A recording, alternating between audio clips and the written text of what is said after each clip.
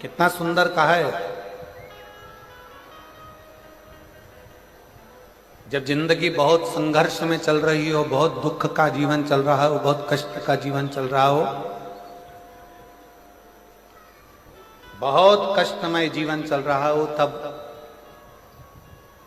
शमी के 5 पत्ते, शमी के 5 पत्ते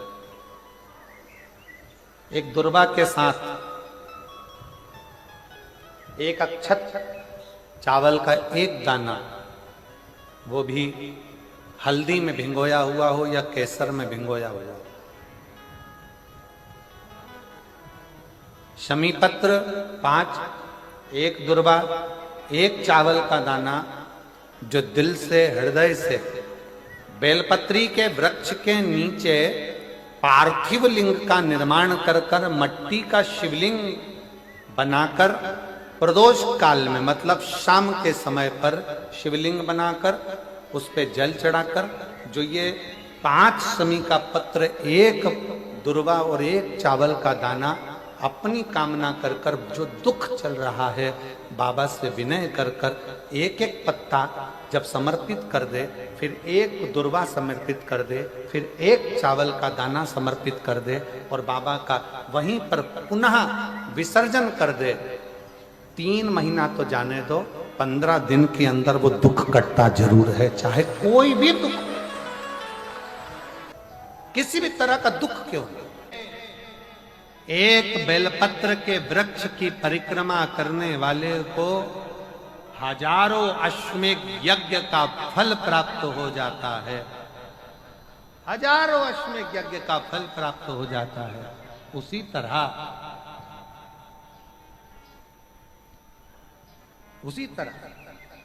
एक पार्थिव लिंग का निर्माण करने वाले को, मिट्टी का शिवलिंग का निर्माण कर कर पूजन करने वालों को 12 ज्योतिर्लिंग के शिवलिंग के दर्शन का पुण्य फल प्राप्त।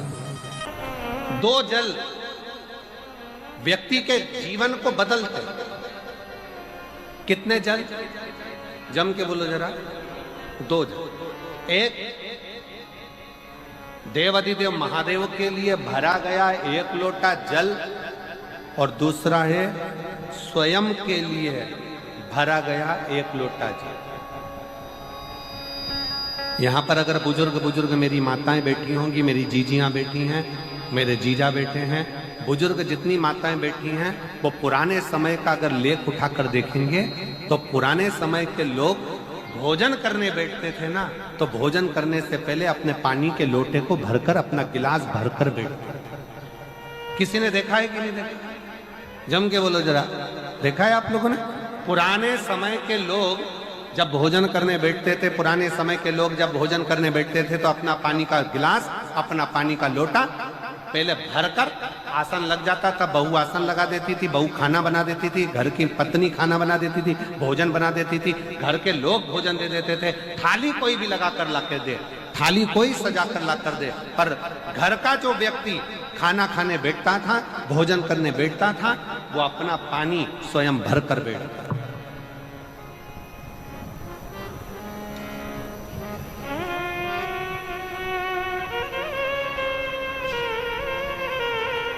अब आज के जमाने में दुनिया के लोग कहते हैं मैं दुकान चला रहा हूं, दुनिया के लोग कहते हैं मैं घर चला रहा हूं, दुनिया के लोग कहते हैं मैं ये कर रहा हूं। तुम अपना खुद का पानी भरकर तो बैठ नहीं रहे और कह रहे हो कि घर चला रहा हूं। स्वयं का 1 गिलास पानी व्यक्ति नहीं भर पा रहा। कितना सुंदर कहा है महाराज जी, बहुत सावधानी से सुनिएगा।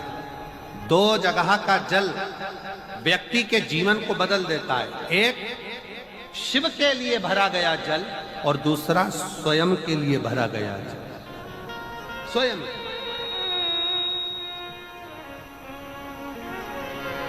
शंकर के मंदिर में जा रहे हो, 1 लोटा जल अपने घर से भरकर लेकर चले जाओ और अपने घर में जब तुम भोजन करने बैठ रहे हो, जब तुम रोटी खाने बैठ रहे हो, भोजन करने बैठ रहे हो, भोजन ग्रहण करने बैठ रहे हो, जब तुम भोजन को ग्रहण करने के लिए बैठ रहे हो, तब अपने घर में जब तुम भोजन ग्रहण करने बैठ रहे हो तो एक लोटा जल या एक गिलास पानी भर कर बैठो।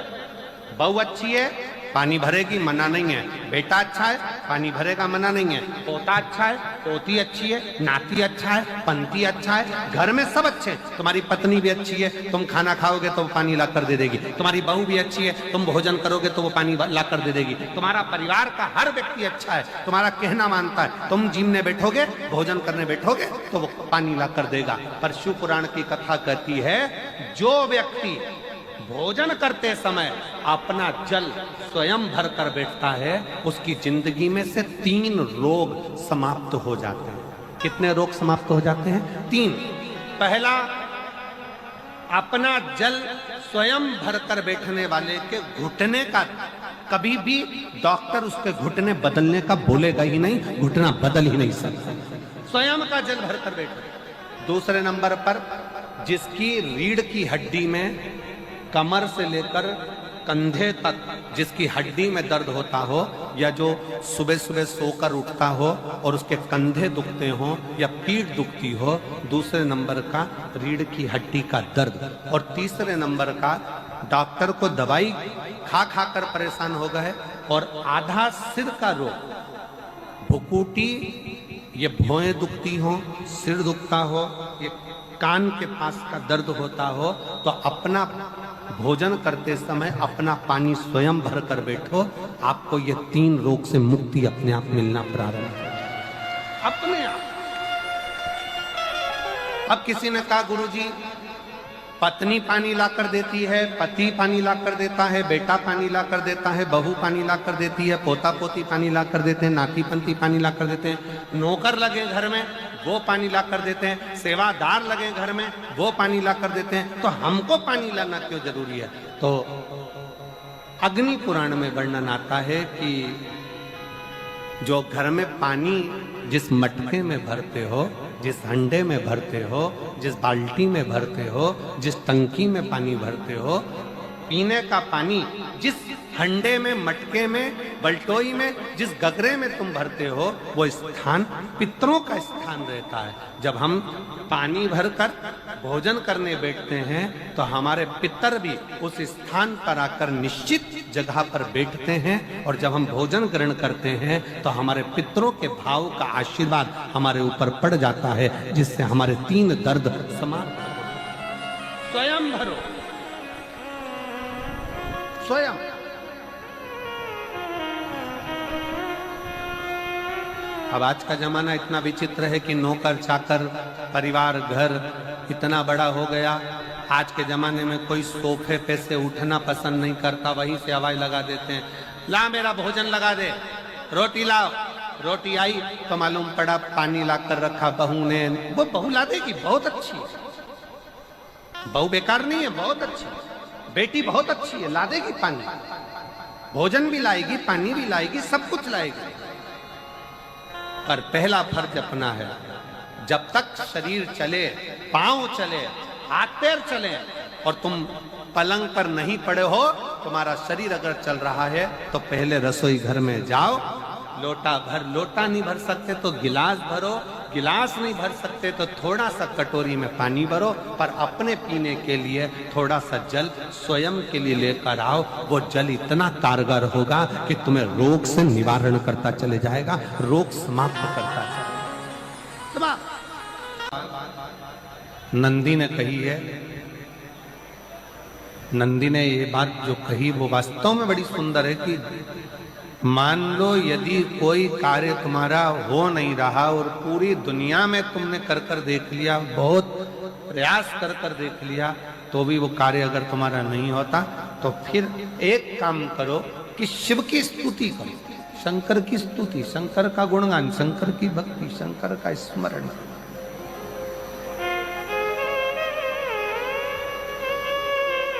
फिर शिव की स्तुति करिए, शंकर से विनय करिए, शंकर से निवेदन करिए, शंकर का गुणगान करिए।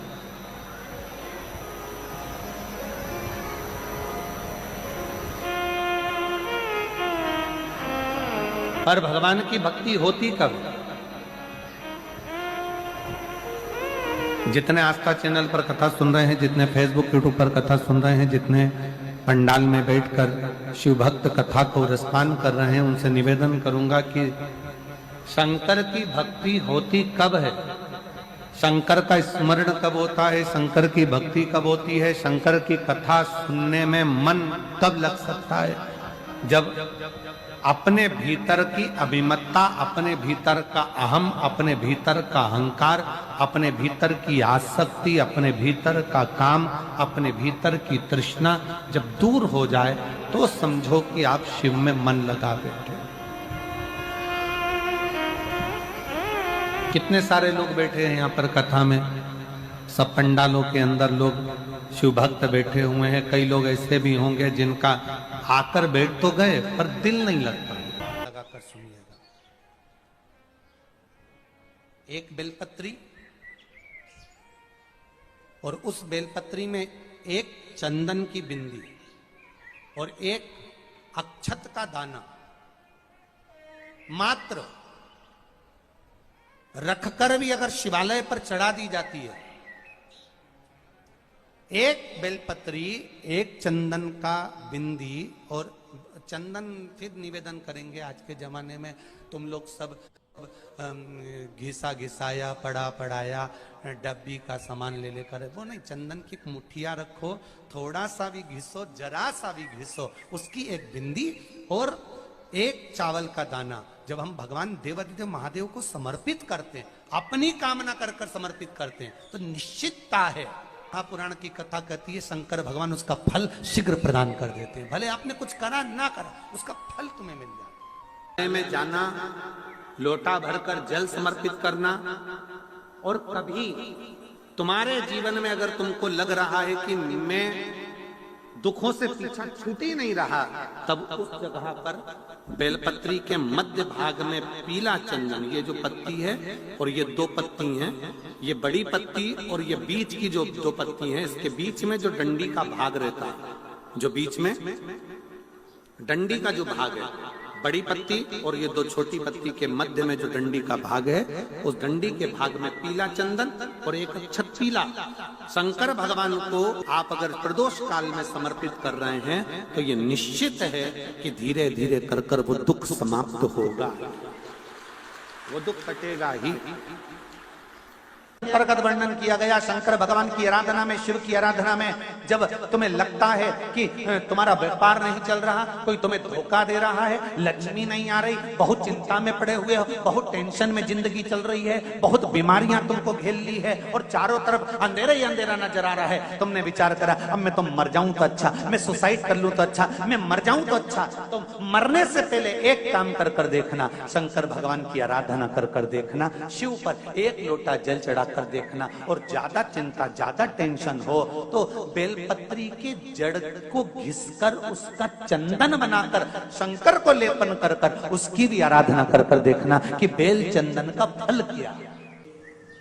बेलपत्र, एक बेल,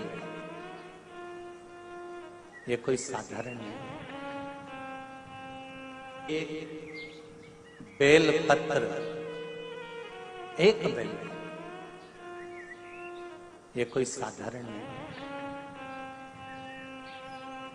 एक बेल। इसकी नीचे की डंडी से लेकर ये दो पत्तियां जहां लगी हैं और दो पत्ती से लेकर ये बीच की जो पत्ती है उसमें जो गैप है, उसमें जो जगह है, दिख रही है आपको? ये दो पत्ती से लेकर बीच की पत्ती के बीच में जो जगह खाली रहती है, 33 कोटि देवी देवताओं विराजमान रहते हैं इस बीच की जगह में।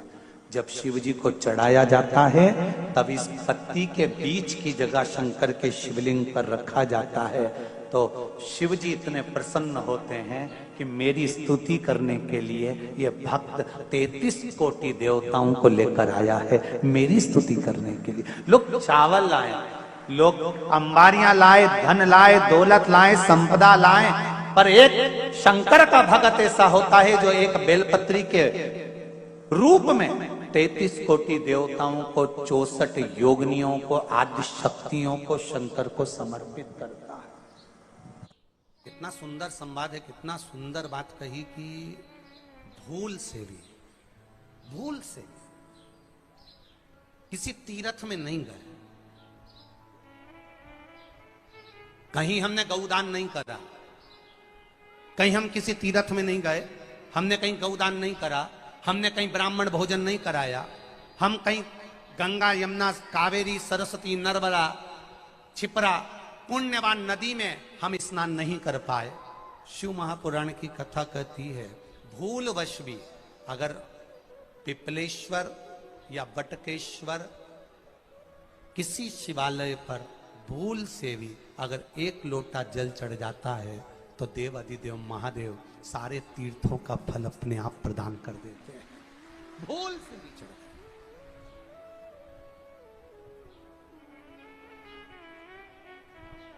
एकांतेश्वर महादेव किसी तीर्थ में नहीं गए, कहीं हमने गौदान नहीं करा, कहीं हम किसी तीर्थ में नहीं गए, हमने कहीं गौदान नहीं करा, हमने कहीं ब्राह्मण भोजन नहीं कराया, हम कहीं गंगा यमुना कावेरी सरस्वती नर्मदा छिपरा पुण्यवान नदी में हम स्नान नहीं कर पाए। शिव महापुराण की कथा कहती है भूलवश भी अगर पिपलेश्वर या बटकेश्वर किसी शिवालय पर भूल से भी अगर एक लोटा जल चढ़ जाता है तो देव अधिदेव महादेव सारे तीर्थों का फल अपने आप प्रदान कर देते हैं। भूल से भी चढ़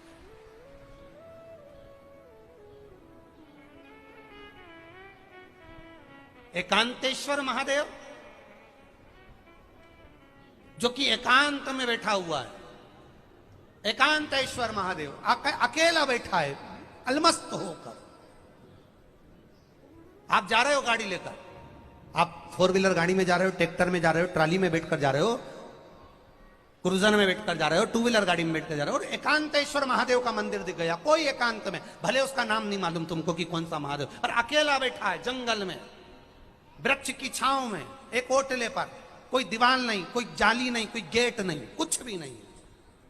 ये शिव मंदिर में जाकर एक लोटा जल समर्पित करती थी और शास्त्र कहता है कि शंकर के मंदिर में अगर एक लोटा जल कोई एक परिवार का व्यक्ति भी समर्पित कर रहा है तो समझ लेना कि वो अपनी 71 पीढ़ी को पार लगा रहा है। वो अकेला नहीं, 71 पीढ़ी को पार लगा। शिव महापुराण की कथा कहती है जब बच्चा गर्भ में आता है, माता के गर्भ में जब संतान आती है और माता के गर्भ में जब संतान रहती है, उस 9 महीने में स्त्री नारी अगर कहीं शंकर के मंदिर के सामने से निकल जाए या शिवालय का जल स्त्री को मिला हो या शंकर भगवान का कोई प्रसाद या शंकर भगवान का कोई नाम जाप या शंकर भगवान का कोई मंत्र जाप उस स्त्री के कानों में पहुंच जाए तो जो गर्भ में बच्चा होता है वो बच्चा शंकर की कथा तक या शिवालय तक उसको बिना बोले ही वो अपने आप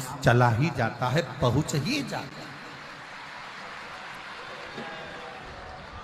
उस गर्भ में रहने वाले बच्चे को भगवान शंकर के मंदिर के सामने से भी कोई गर्भवती स्त्री निकल कर चली जाती है तो उसका भी फल उसको प्राप्त हो जाता है।